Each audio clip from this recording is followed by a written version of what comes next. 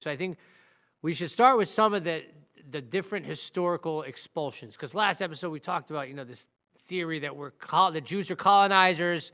This was Arab land. The Jews have no right to this, and it's been, they've only been there, haven't been there in forever and ever. I think that we go through some of the different expulsions of Jews and the times. And I kind of turn it over to you if you want to go through that a little bit. Sure. And we talked about this last time, and we won't spend a lot of time on the ancient history, but it's important to start there only in the sense that obviously, I guess it's not obvious, but from a factual perspective, a historical perspective, an archaeological perspective, Jews are indigenous to the land of Israel. Right. At the time, of course, 2,000 years ago, everything was tribal. There were no boundaries. There were no nation states, of course. Right.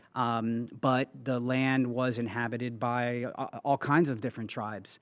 And the land of Eretz Israel, which is what you and I both know today, to encompass Israel itself, Israel proper is what we call it, Right.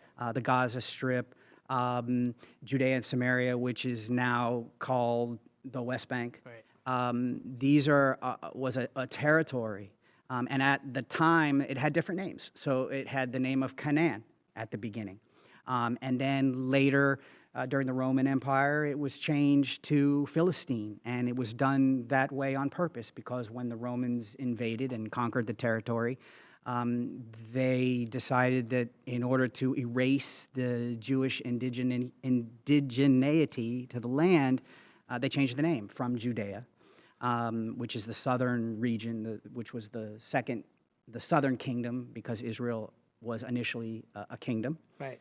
under King Saul, and then the kingdoms were split into two, and you had the kingdom of Israel in the north, and then you had Judea in the south, and you had Christians living there, you had Jews living there, you had Arabs that had come up from the Arabian Peninsula and were living in that land. It was a territory. It was never a nation state. Right. As a matter of fact, it didn't become a nation state until 1948 when the League of Nations and then the United Nations, its postcursor, if you will, established the nation of Israel in the territory. So the idea that Jews came later and began to colonize the land is just factually inaccurate. Jews Right. have always had and have continuously maintained a presence in the territory.